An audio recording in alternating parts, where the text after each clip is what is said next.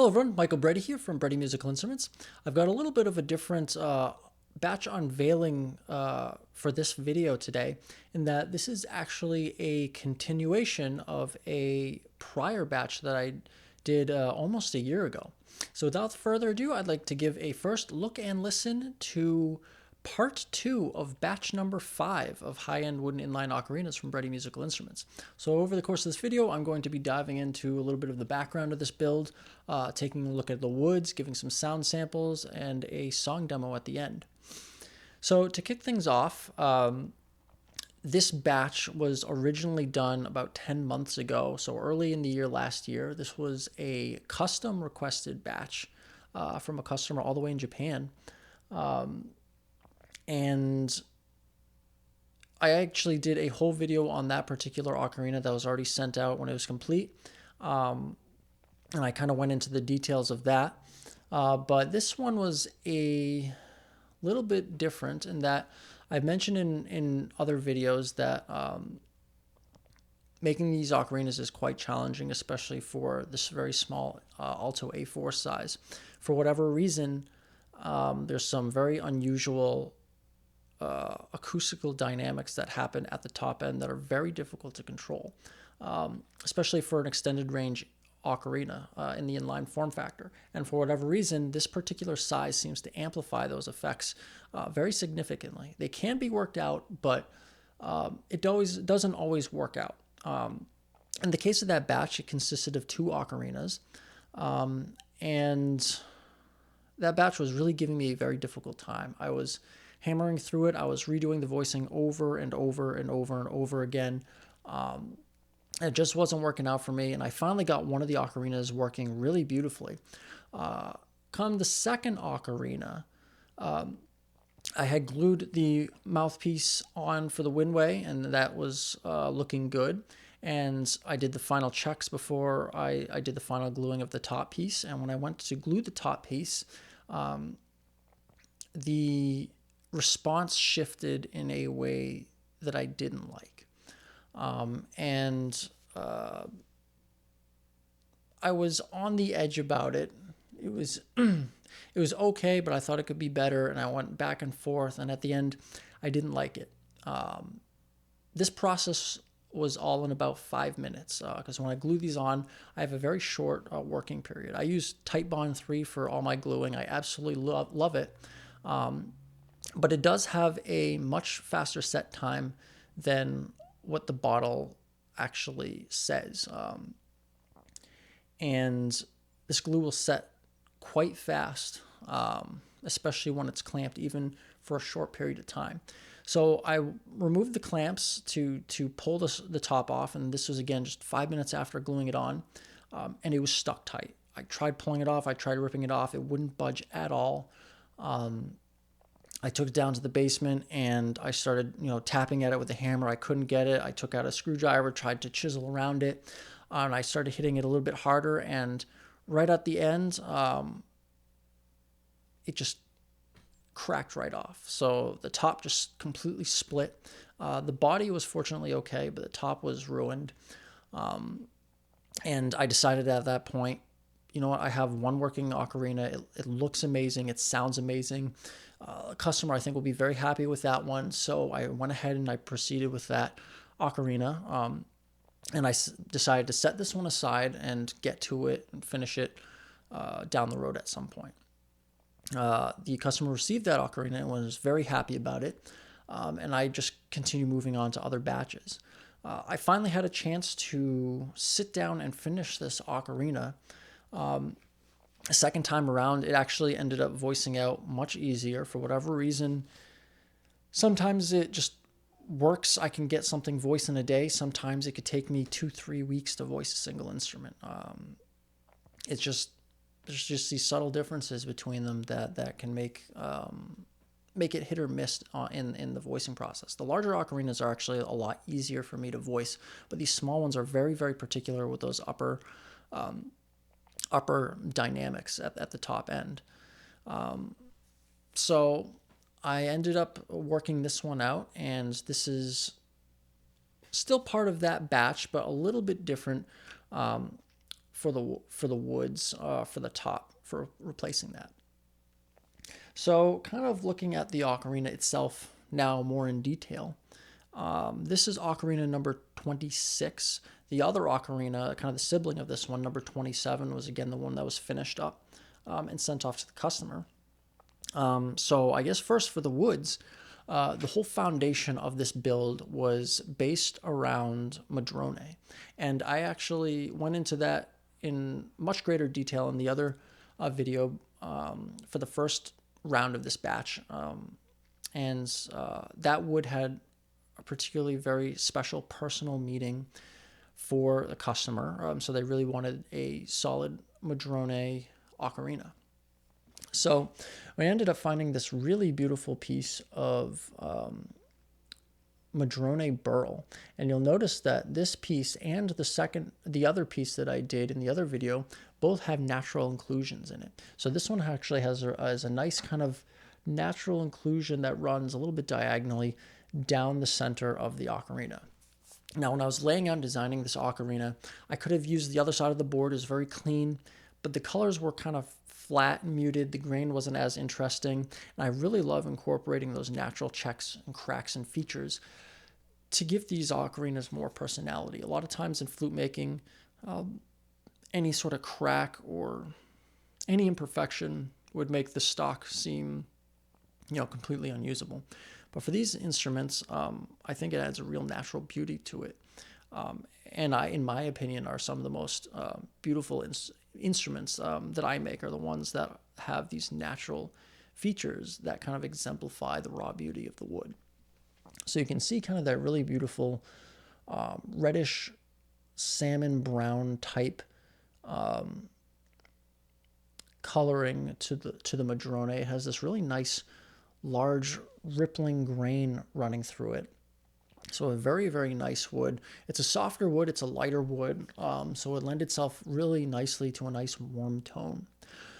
Because this particular stock for the ocarina was a little bit thinner, we had to laminate up the thickness just a bit, and we decided to go with a nice black wenge stripe running around the body.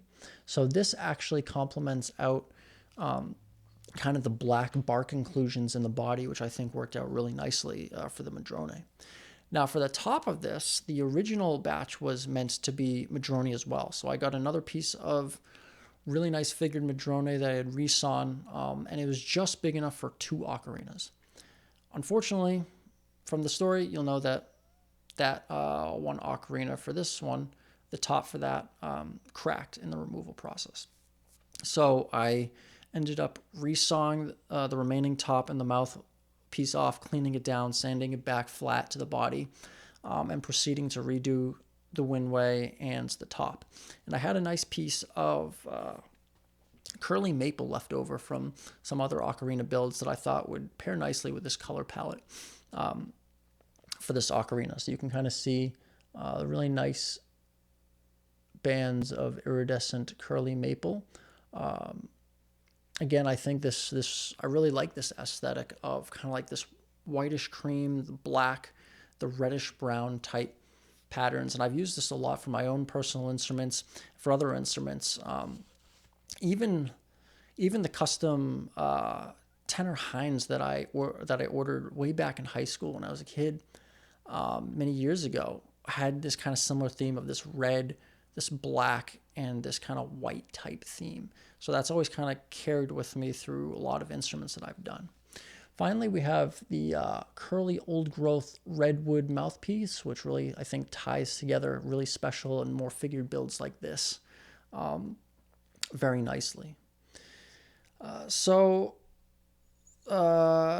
to give kind of a sound sample of this ocarina, I'm going to play up and down the scale. So you can hear the full range of the ocarina and then do a little bit of improvisation to get a feel for what this one sounds like. So this is what number 26, the scale sounds like.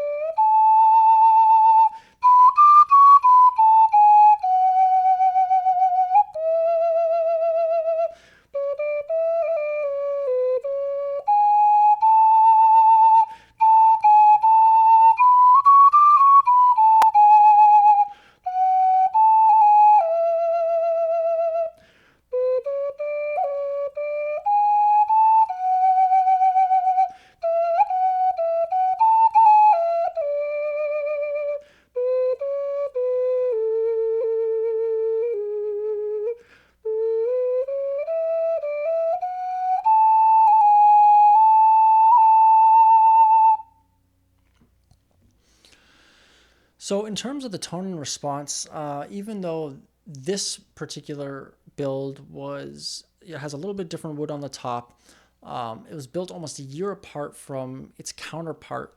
The tone and response is almost identical to that first ocarina. It has, first of all, this really smooth, sweet warmth to it. I think the madrone really contributes a lot to that mellow warmth to it. It's a little bit, again, a little bit of a softer wood, but it has this nice kind of resonance to it that I really love.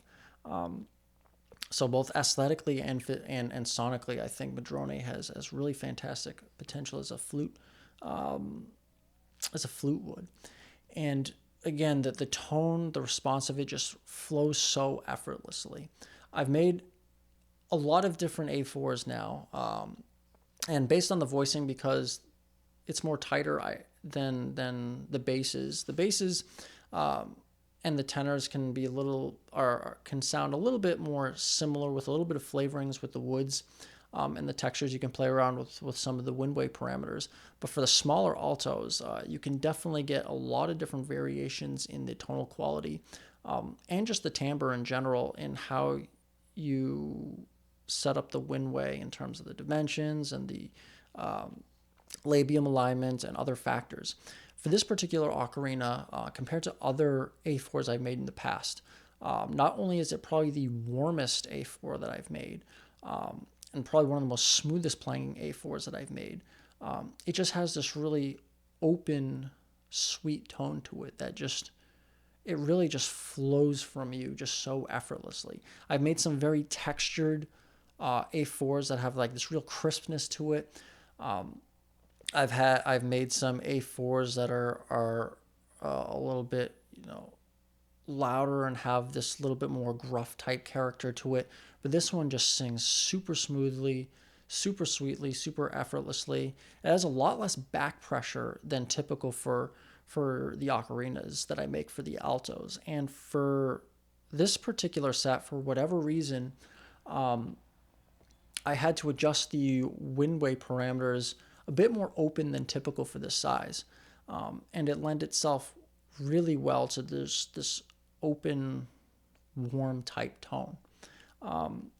I'd say from all the Alto A4 sets that I've made so far, this particular set, both this ocarina and its pair, are definitely among the finest Alto A4s I've ever made. I think this really is an exemplary ocarina for this particular size for what I make, and is really one of those ocarinas that really stands out. As an instrument maker, you try to make every instrument sound good, but you're only human. All the instruments I make, I think, sound good, but there are some once in a while that just stand above the rest for whatever reason. And you try to keep the tolerances and parameters and everything pretty consistent through the process, but sometimes you have to make changes. And an instrument, you can't force it to sound in a way that you envision. You have to kind of just let its character shine and kind of just help it to that potential. I found that especially with ocarina making, you just can't force an instrument to behave in a particular way. You have to kind of just embrace the way it's going and just help it along to achieve that full potential.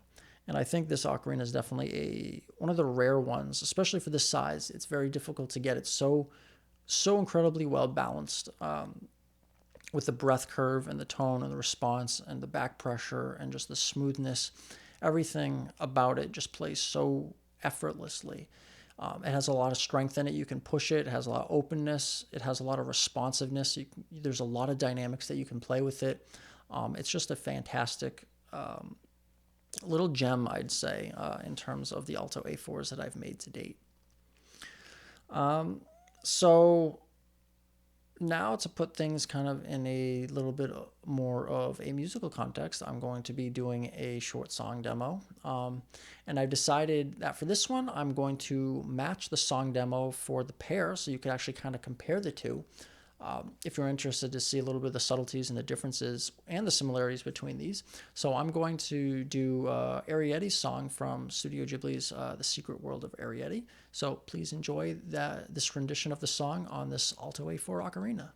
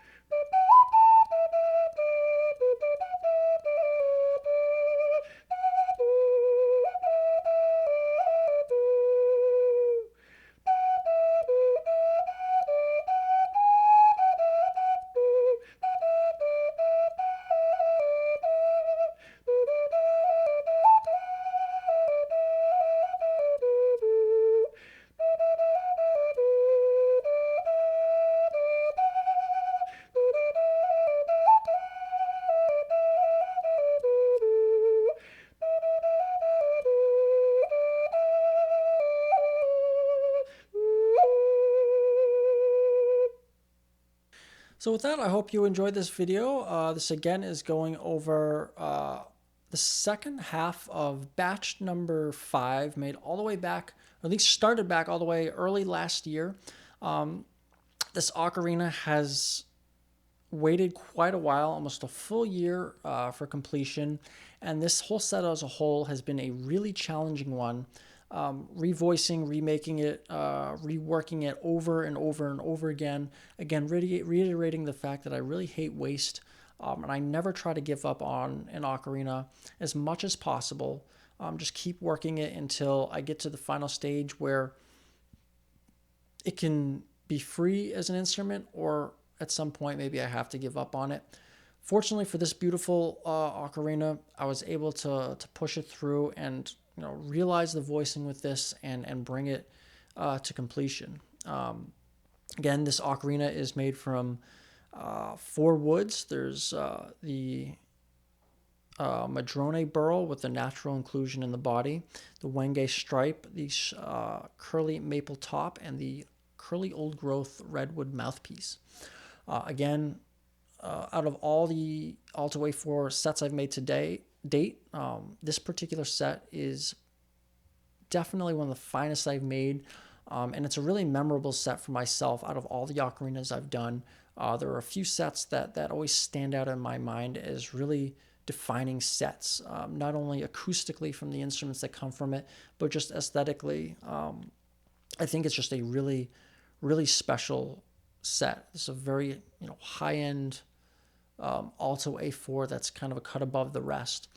I've been going back and forth a lot, playing this more now, whether I want to put it out on the shop or kind of keep it for my own collection, just because I've gone through with just such a journey with this particular ocarina.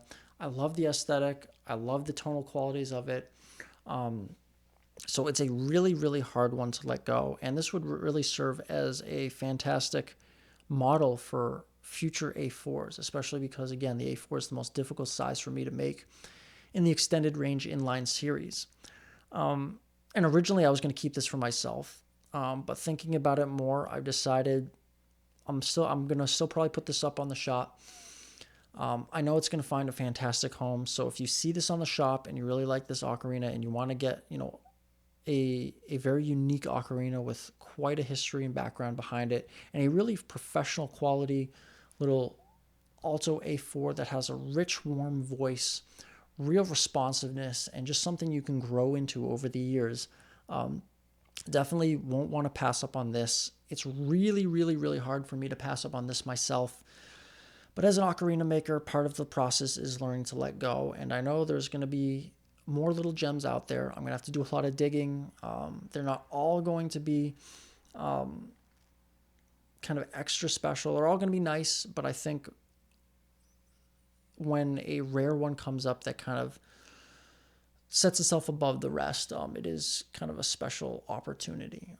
And I'm sure, as I continue to make these, I will find more of those opportunities for myself. So if you like these developments and you want to follow along more, you can check out the Breddy Musical Instruments Instagram and Facebook pages, where I have lots of updates. Especially on the Instagram, there's tons of build info, a lot of behind the scenes on making them, lots of upcoming woods and developments, a lot of new instruments coming up. I have a huge, almost mega pendant batch coming up for April for a special event. That's going to be a very exciting announcement, so stay tuned for that. That's coming kind of towards the end of April. And I've got a lot more other unique non-ocarina instruments in development as well. You can see this ocarina and other ocarinas on the shop on the Breddy Musical Instruments website. So that's breddymusic.com. And plenty of performance videos as well as unveiling videos and just general talks on these instruments right here on the YouTube channel. So with that, I want to thank you again for watching, and I'll see you next time.